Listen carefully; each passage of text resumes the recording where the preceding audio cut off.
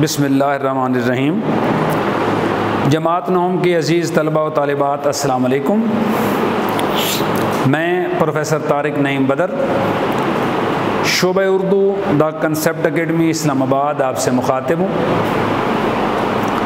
अज़ीज़ तलबा व तालिबात, पिछले लेक्चर्स के दौरान हमने सबक पढ़ा काहिली, उसकी मश्क भी की। उम्मीद वासिक है कि वो तमाम बातचीत जो हमने की वो आपकी समझ में बेहतर तरह से आ गई होगी।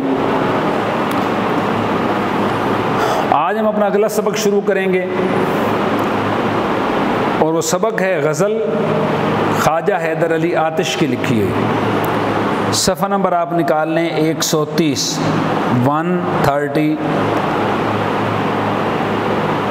तो गज़ल पढ़ने से पहले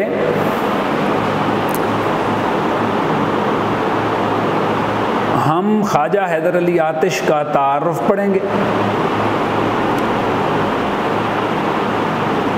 क्योंकि मैं ये ज़रूरी समझता हूँ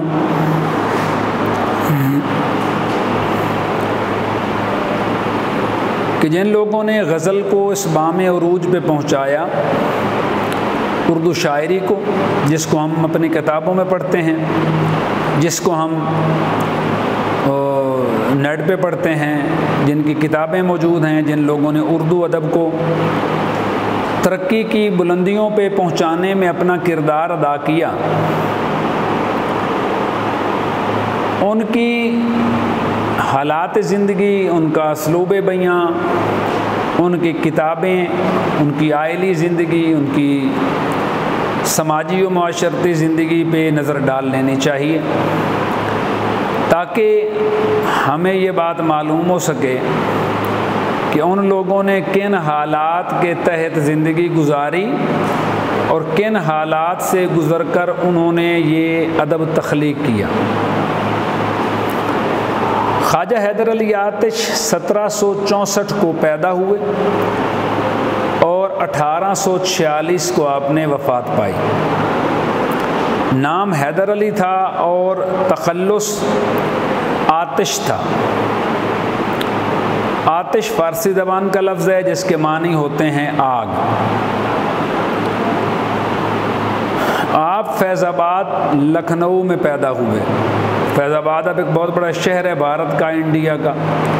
तो लखनऊ के करीब वाक़या एक कस्बा लखनऊ में वाक़या, लखनऊ ज़िला था, उसके करीब एक कस्बा फैज़ाबाद, उसमें आप पैदा हुए। उनके वालिद का नाम ख्वाजा अली बख्श था, जो दिल्ली के एक मुअज़्ज़िज़ ख़ानदान से ताल्लुक़ रखते थे।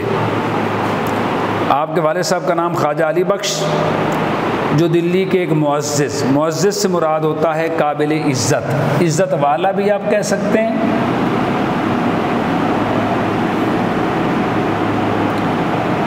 हम इसको इज़्ज़तदार लिखेंगे, मुअज़्ज़िज़। शुजाउद्दौला के अहद में दिल्ली छोड़कर फैज़ाबाद आ गए। शुजाउद्दौला वहाँ के लखनऊ के एक नवाब थे। लखनऊ पे जिस ख़ानदान की हुकूमत थी वो नवाब कहलाता था। नवाब दरअसल लक़ब है। शुजाउद्दौला बादशाह का नाम था उस नवाब का, जिसका लखनऊ की रियासत पे कब्ज़ा था। तो शुजाउद्दौला के अहद में, अहद के मैंने ज़माना, यहाँ पे अहद से मुराद है ज़माना। एक अहद होता है वादा, यहाँ पे अहद से मुराद वादा नहीं है बल्कि अहद से मुराद है ज़माना। अभी आतिश सगीर सिन थे। सगीर सिन के मैंने बचपन का ज़माना।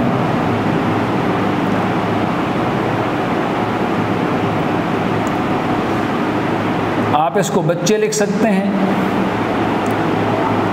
छोटी उम्र भी लिख सकते हैं। अल्फाज के माने मेरे बच्चे आप लाजमी लिखा करें अपने पास नोटबुक पे, कापियों पे। अभी आप सगीर सिन थे, छोटी उम्र थी, थोड़ी उम्र थी, कम उम्री में के वालिद साहिब वफ़ात पा गए। इसलिए उनकी तालीम व तरबियत बेहतर तरीके से ना हो सकी। मैं अक्सर कहता होता हूँ, अय्याशी तो अब्बे के पैसों से होती है, अपने पैसों से तो गुजारा होता है। क्यों? वालिद साहब से हम सारी फरमाइशें कर देते हैं और जो कह देते हैं वो जैसे मर्जी हो पूरी करते हैं, लेकिन जब बंदा खुद कमाना शुरू कर देता है, जब बंदा खुद उस नहज पे, उस स्टेज पे आ जाता है, तो फिर अपने बच्चों की फ़िक्र होती है, बंदा अपनी फ़िक्र करना छोड़ देता है। आतिश ने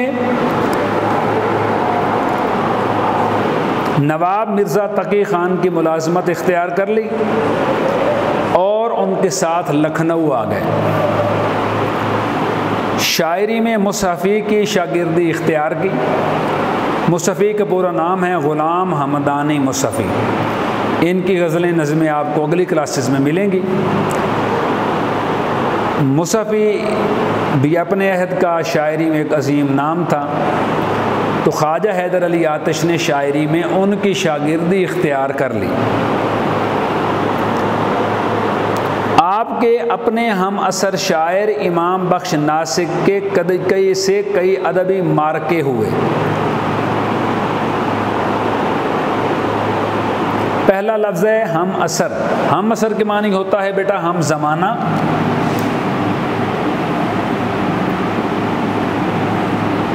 जैसे आप और मैं एक ही ज़माने में ज़िंदा हैं तो हम कहलाएंगे हम असर, यानी एक ही ज़माने में ज़िंदा रहने वाले लोग। फिर लफ्ज़ अदबी मार्के। मार्क का असल मुराद होता है इससे जंग होना, लड़ाई होना।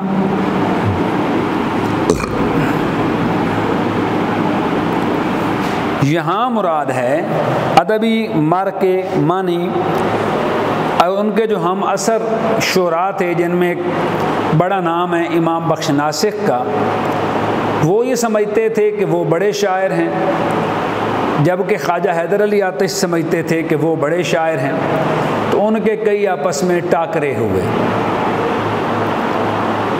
आप कलंदराना मिजाज के हामिल थे, इसलिए किसी दरबार से वाबस्ता नहीं हुए। कलंदराना से मुराद आप कह लें फ़कीर मनश आदमी थे, फ़कीर आदमी थे। उस ज़माने में ये रिवाज आम था कि जो शुरा हजरात हैं ये किसी न किसी बादशाह के, क्योंकि तकरीबन 550 रियासतें थीं उस वक्त, तो शायर किसी न किसी बादशाह के दरबार से वाबस्ता हो जाता था। उसकी मदह में, तारीफ़ में कसीदे लिखता, शायरी में बादशाह और उसके ख़ानदान की तारीफ़ करता और दरबार में उसे सुना के उससे इनाम व इकराम पाता। ये काम ख्वाजा हैदर अली आतिश ने नहीं किया। फ़कीर आदमी थे, जो दिल में आता, जो सच्चाई ज़हन में आती वो बोल देते, तो किसी की चापलूसी उनसे नहीं हो सकी, किसी की बेजा खुशामद वो नहीं कर सके। आतिश गज़ल गो शायर थे,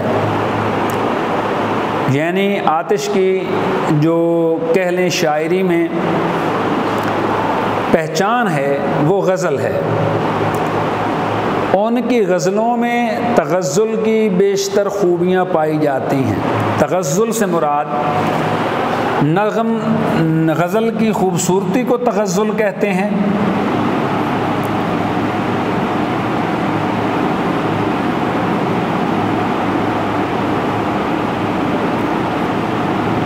हम इसे नगमगी भी कह सकते हैं, तरन्नुम, नगमगी। वो भी अपने ज़माने के दीगर शुरा की तरह शायरी को शायराना सनाई बनावट से है, मसनूई से है। सनाई मानी होते हैं बनावट, सनाई के मानी बनावट। फिर एक लफ्ज़ है मुरस्साकारी। इसके मानी होते हैं मोती परोना, मोती पिरोना।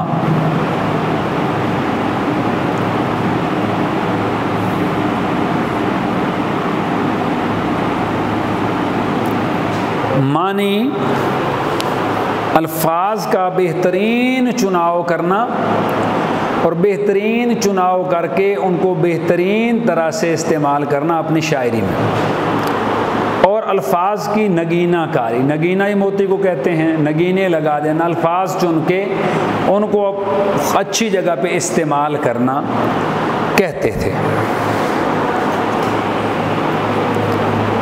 ताहम आतिश के यहाँ आमियाना और शौकियानापन नज़र नहीं आता जो उस वक्त के लखनवी शोरा के कलाम में जा बजा नज़र आता है। आमियाना और शौकियाना दो लफ्ज़ आए।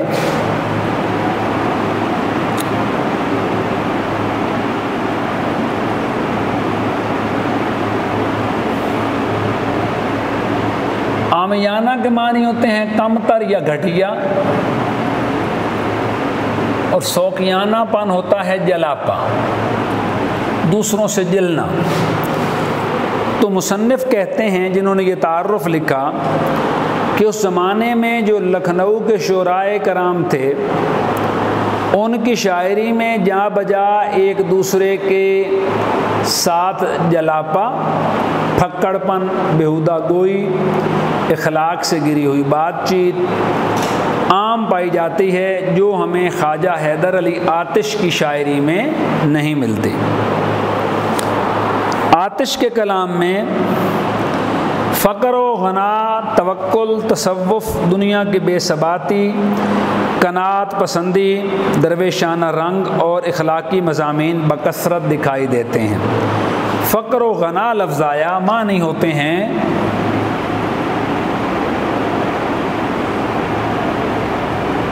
फ़कीरी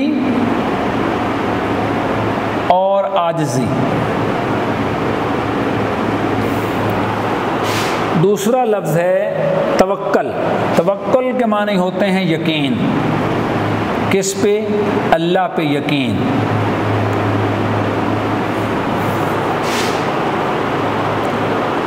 तसव्वुफ़ सूफीज़्म कहते हैं दुनिया की बेसबाती। बेसबाती के मानी होते हैं नापायदारी। दुनिया नापायदार है, ख़त्म हो जाने वाली है।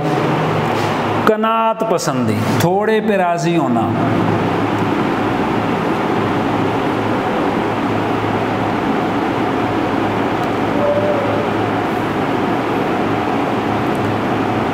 थोड़े पे राज़ी हो जाना कनात पसंदी कहलाती है। ये चंद मुश्किल लफ्ज़ थे, उनके मानी मैंने बोर्ड पे लिख दिए, आप भी लिखें।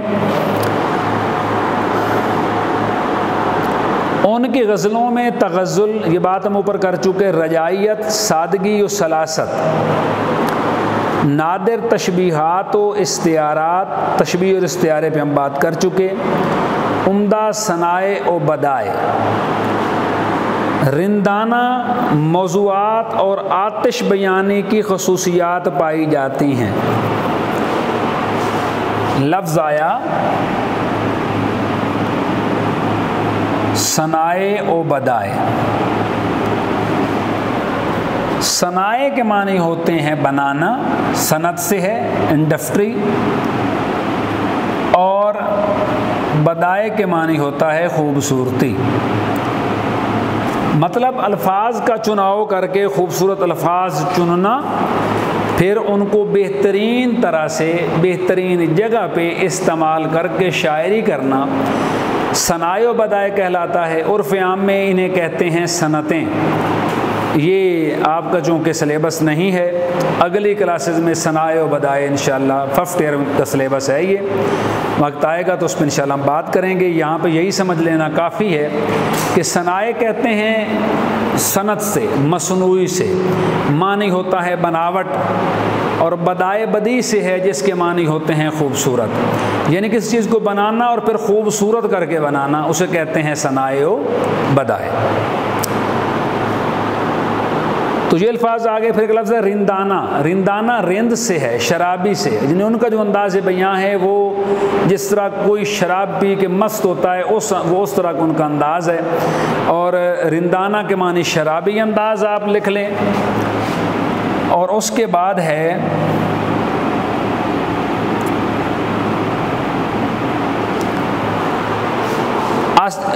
चंद किताबों के नाम मैं बता देता हूँ और बात ख़त्म करते हैं कि आतिश की तसनीफ़ की जमा है जिसके मानी होते हैं किताब में, उनका कुल्लियात ही अहम है। कुल्लियात वो किताब जिसके अंदर किसी भी शायर की तमाम शायरी एक ही किताब में शामिल होती है, एक ही किताब में समोई होती है, उसे उस शायर का कुल्लियात कहते हैं। तो ख्वाजा हैदर अली आतिश का कुल्लियात भी मार्केट में दस्तयाब है, जिसमें उनकी पूरी शायरी शामिल है, जो मुख्तलिफ असनाफ़ सुखन की सूरत में मौजूद है। बहुत सारे असनाफ़ सिनफ की जमा है जिसके मानी होते हैं किस्म। सुखन के मानी होता है बात करना, बात करने की अक़साम, बात करने के तरीके। तो उनकी बहुत सारी, उन्होंने नज़में भी कहीं, गज़लें भी कहीं, नसर भी लिखी। वो सारी की सारी जो उनकी चीज़ें हैं वो उनकी किताब कुल्लियात हैदर अली आतिश में शामिल है। तो ये था हमारा आज का सबक। इंशाअल्लाह अगले लेक्चर में पढ़ेंगे हम गज़ल। बहुत शुक्रिया। अल्लाह निगहबान।